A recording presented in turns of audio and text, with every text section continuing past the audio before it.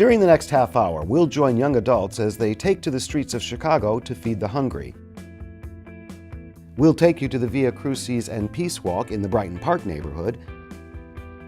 And we'll talk to Cardinal Blase Cupich about the Pope's newly released Apostolic Exhortation on Holiness. Welcome to Catholic Chicago.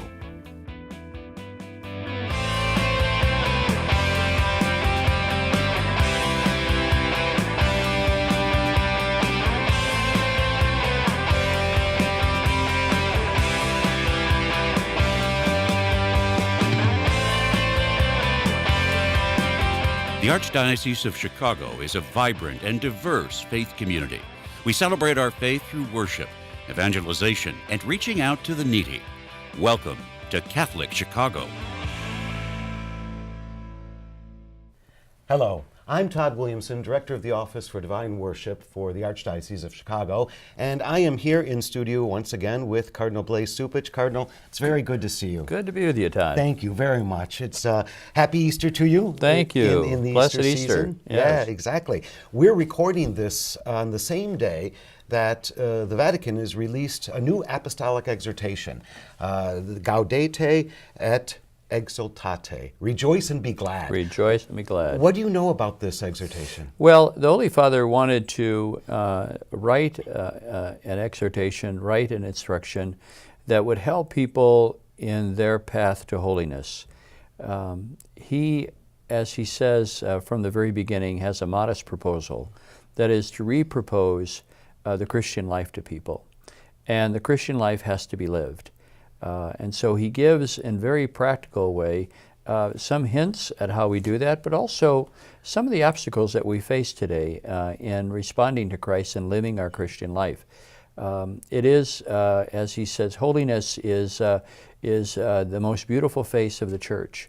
And it allows people to really become themselves as God intended them to be. Yeah, it's not as he says, it's not a theological treatise on holiness. It's about a personal, individual call for all of us. Well, I think what it reveals is the Holy Father is not a theological pope or a theologian pope or a philosopher pope, but he's a spiritual director. Yeah. That's nice. Really what comes out. He is one who knows the spiritual lives of people. What comes out is that this man has heard confessions. Wow. He knows how people's struggles each and every day impact their own journey of faith. And so he gives, I think, a very wonderful, practical way to live out our Christian life that I think it's very readable. It's not very long compared to some of the other works that he has written. And it's it's one of the things where I think people can be able to pick up and digest without too much difficulty. Yeah, he's noted in one of the chapters signs of holiness in the world. And they were things like perseverance, patience, meekness was one, joy and a sense of humor as a sign of holiness. That's right. I love that. Having a sense of humor. Boldness and passion in community and in constant prayer. Mm-hmm. So the signs of holiness in the world that really are attainable. I mean, we can do that. Well, and he also has a wonderful meditation on the Beatitudes. Yeah. There's a whole section on that. But he also warns, too, against how sometimes we're finding in Catholic media, but also blog posts and in the internet, some very troubling tendencies where you begin to see that people are very mean-spirited in the things that they say, the way that they treat others. They can do it almost anonymously or in a way that does not invite dialogue.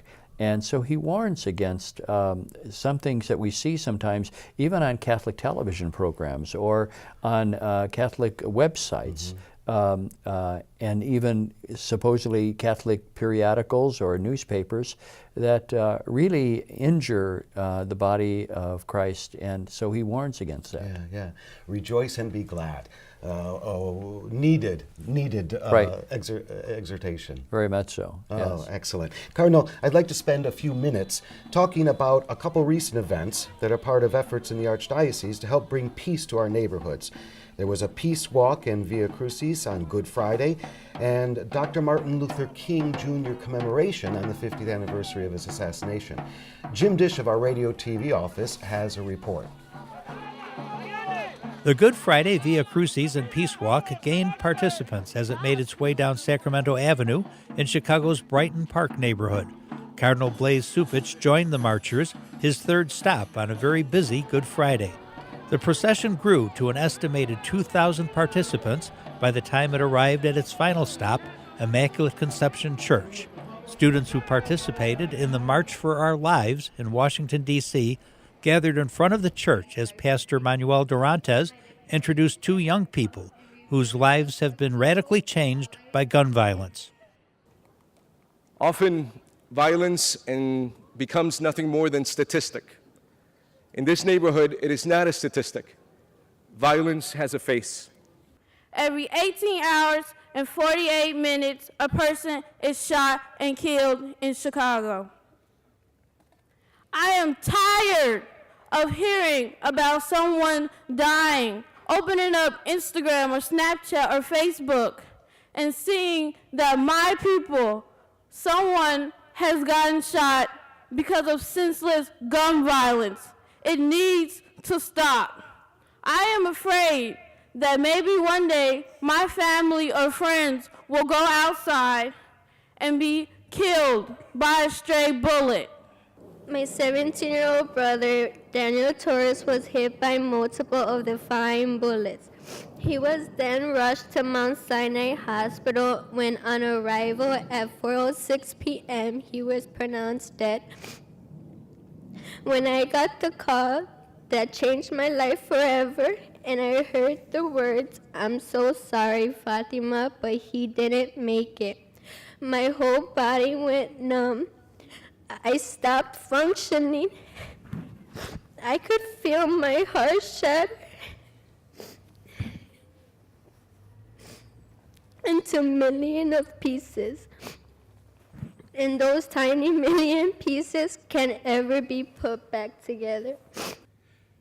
I'm proud of these young people. They come from places some might call the margins, have claimed a place at the center of our nation, and have given all of us a lesson in courage. They came from the war zones of our city and spoke the truth, that their lives are sacred, and held those in power accountable for the bloodshed they all know too well. They preach the Word of God with clarity and passion when they say that their right to life, given by God and affirmed by the founders of this nation, supersedes all the other rights that people claim to have. As if to underscore the violence, the speeches were followed by a reenactment of the crucifixion, a somber conclusion to a very moving Via Crucis.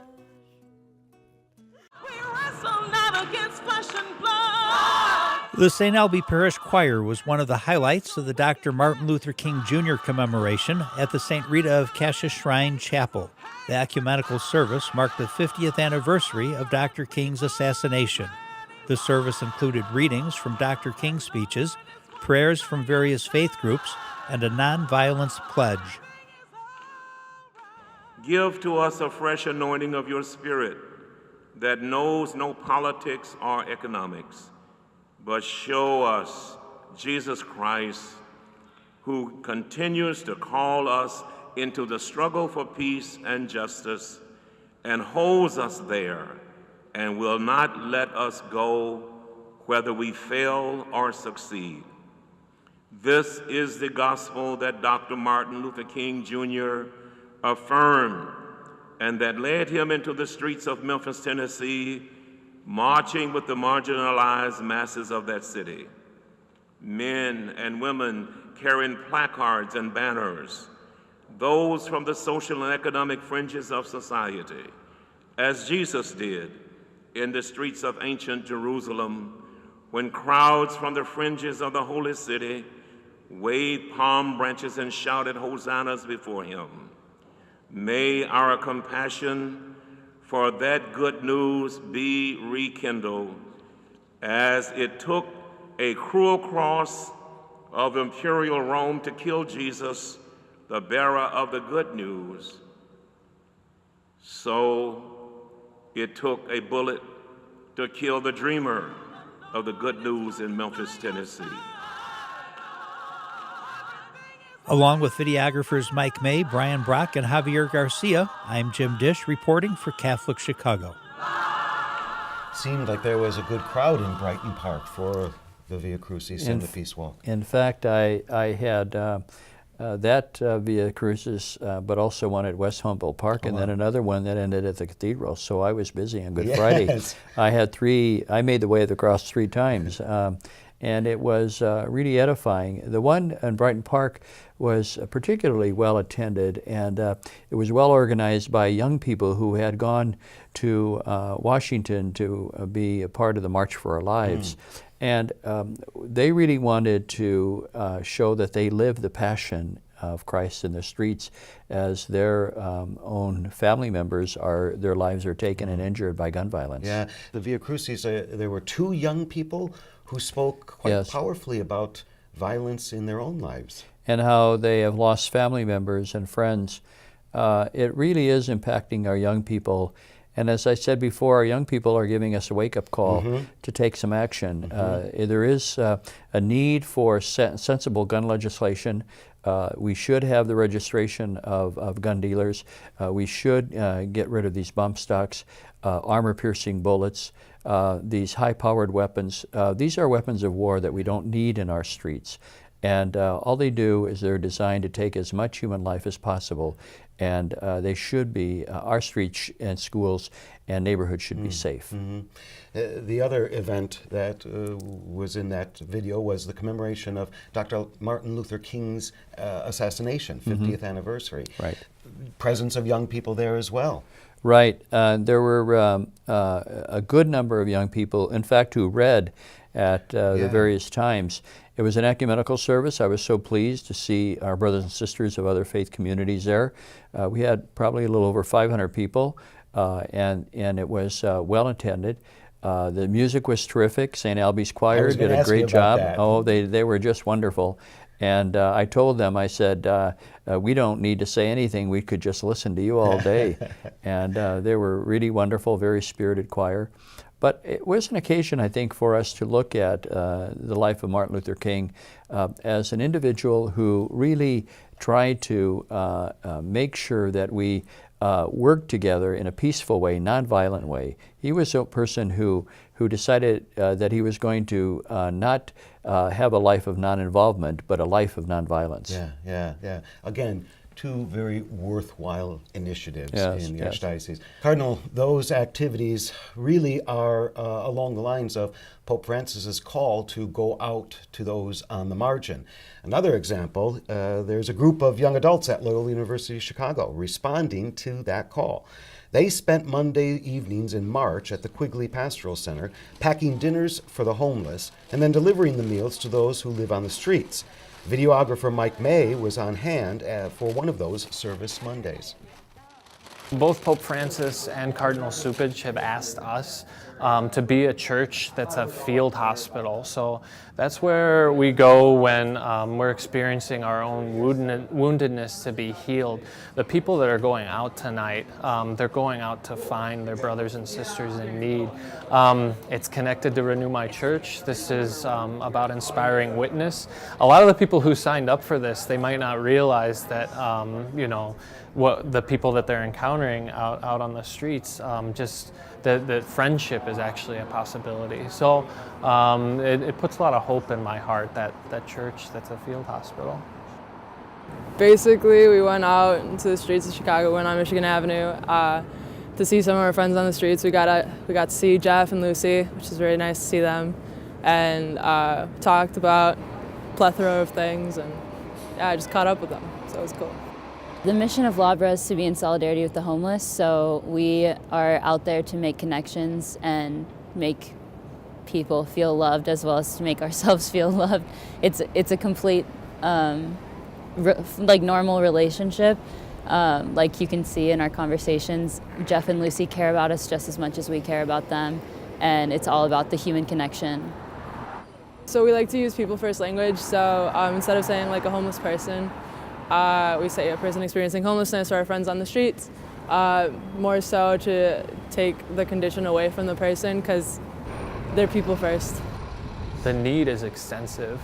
both from the point of view of people actually living out on the streets and experiencing homelessness, but also our own needs to actually build community and to be with each other. I think that there's something inside every human heart that needs that. So I think that there's a desire, especially in young adults, to build that community and to live in that community.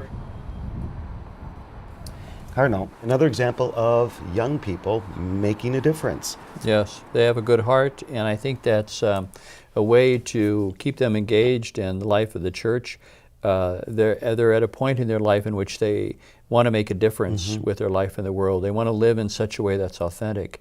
And I think we need to tap into that and give them those opportunities, but also make sure that we build a sense of solidarity with them, that we share those aspirations. Yeah. It does strike me, they didn't just prepare the meals, they then took them out, out on the streets. That's right. And those on the streets, and poverty is still a major issue in this city. Well, I think that it really did give them a sense that there are people who go hungry every night in our city. And that's a reality that maybe they don't come face to face with because food is so very easily available to them. But for them to see how hunger is a part of the everyday life of people in our city, I think was an important moment for them. Yeah. And it was Loyola University, who has been in the news an awful lot lately. I've always wanted to say this on this show. Now let's turn to sports, Cardinal. That's the Ramblers. Good. Well, it's better than the weather, isn't it, these days? It certainly is. It certainly is that. Yes, they did us proud. I think they really showed that the city could get behind them. They're from the coaches across the board to the players and all the fans, and of course everybody's their hearts were captured by Sister Jean. Yeah. I think that it really did the city proud, and it really became an international story. Yeah, it did. It prompted an article in the New York Times entitled, "Why Catholic Colleges Excel in Basketball." Right, and it is that we have a system of sports in our parishes through CYO, through other means by which young people who have talent are able to play at a pretty high level in our schools itself. And that it is a way in which we provide a service to the community. And for that to be recognized, I think, by a secular newspaper like the New York Times is really edifying and encouraging. But a lot of people sacrifice each day in terms of volunteering for coaching, helping with getting even enough money to buy suits, the gym outfits that people wear. I think those people should be congratulated because they make that possible. Yeah. The article even really kind of brought up basic Catholic values, the refusal to abandon the urban poor, making sure that education is available to all. Right. Yeah, and I think too the values of team playing, of being able to work together, of solidarity. You saw that in the players themselves, in which they were self-sacrificing. They were willing to play together as a team and realize that they're better than just the sum total of the individuals. Yeah, exactly. It was a fun ride. It really was. Cardinal, thank you so much for being with us. Good thank to be you with for Thank your you. thoughts. Always Thank good you. to see you. Thank you. To our viewers, I invite you to stay around. When we come back, we'll visit with the Cardinal's liaison to Renew My Church. We'll be back right after this.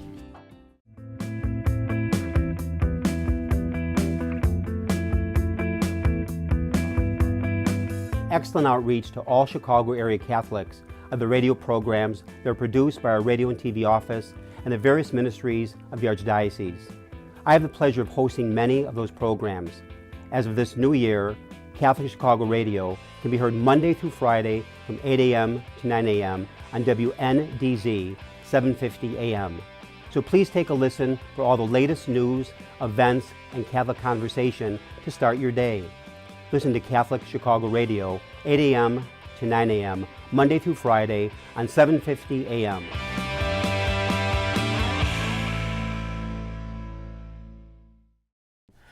Welcome back to Catholic Chicago. Joining me here in the studio is Father Jason Malavi, who is the liaison for the Cardinal in Renew My Church, part of the implementation and planning process, right? Welcome. It's good to see you, Father Jason. Thanks, Todd. So listen, there's a lot going on with Renew My Church. It's one of the main initiatives for the Archdiocese. Tell us what's new, what's going on. Good. So you might remember that it was September 29th of 2015 that Cardinal Cupich began us on this journey called Renew My Church. Mm-hmm. And shortly thereafter, the whole Archdiocese has been divided into 97 groupings of parishes. So all 360 some are divided into 97 groupings. And so far, 15 of those groupings have been activated. Now, what it means to be activated, now you'll ask, because many people wonder, what does it mean to be activated? It means that a full-time consultant will be assigned to your grouping, and you'll walk through a whole series of conversations as representatives from a parish, all the parishes of the groupings coming together in grouping team meetings with a consultant. So 15 of those groupings have been activated. And 7 of them went in the beginning stages, and now currently we're working with another 8 of the groupings. Wow, so 15 of the total 97. For some of the viewers, they may not be very aware of Renew My Church. Maybe just give a little background into what the whole initiative is and what its purpose is. Outstanding.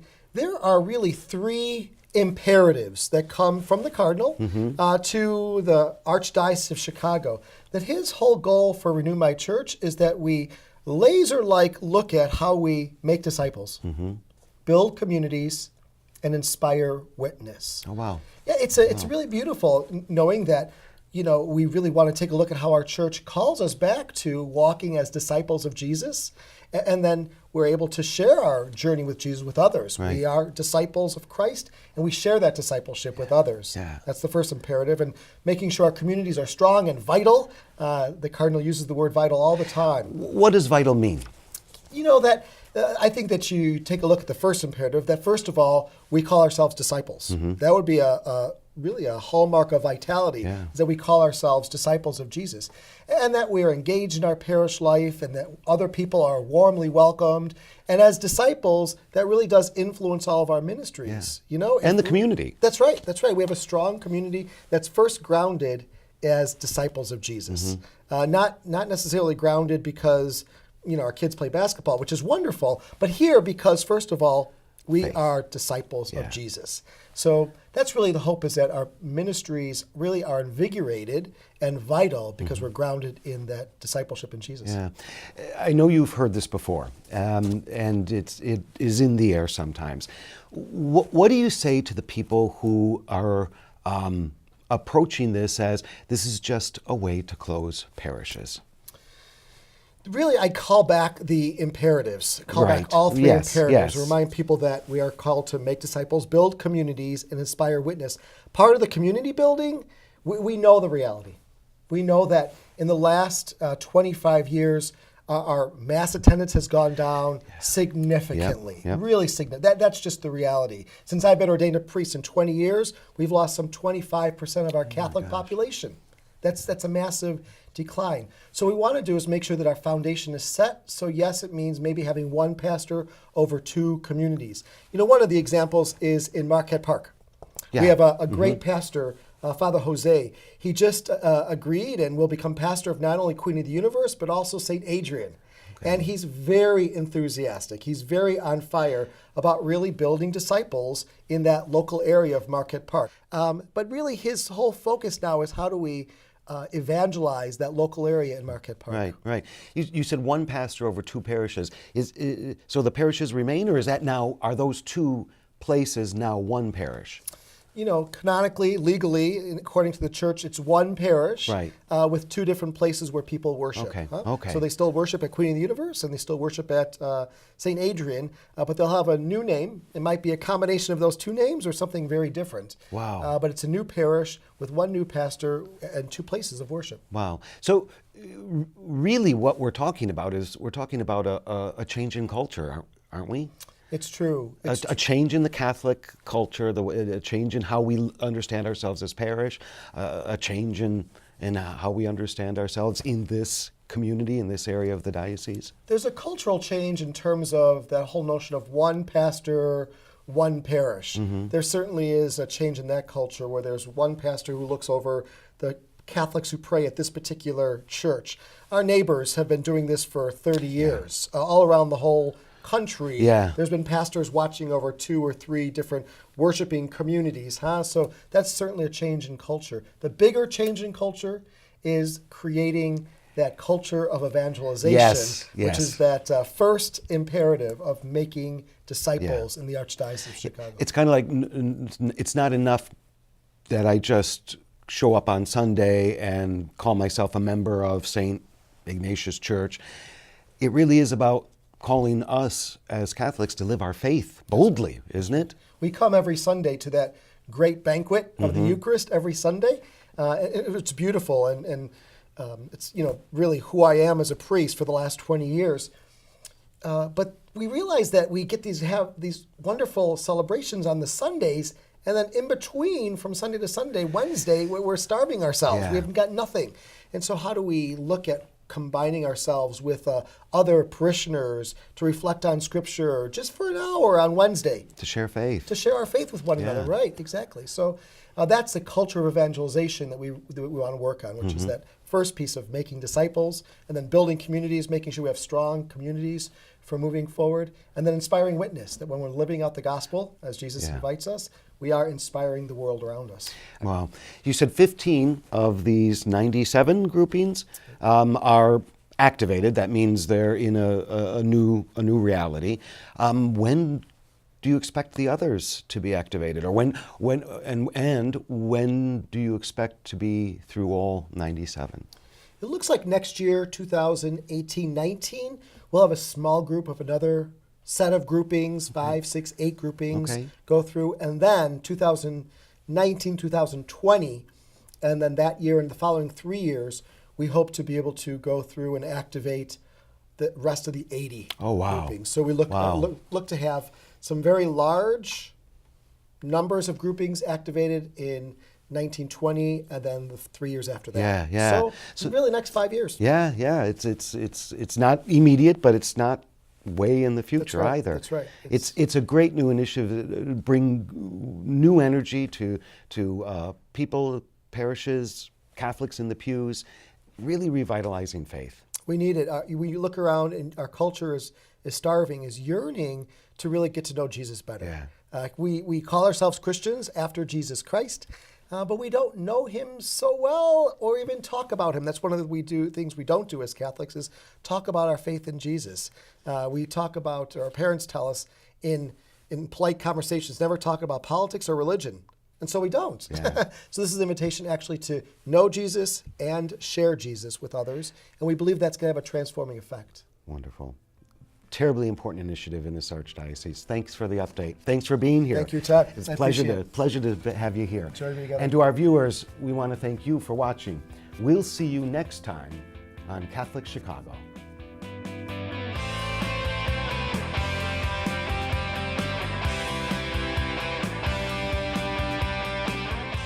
We invite you to watch segments of Catholic Chicago and hundreds of additional Catholic videos at youtube.com/Catholic Chicago. Like us on Facebook. Follow us on Twitter.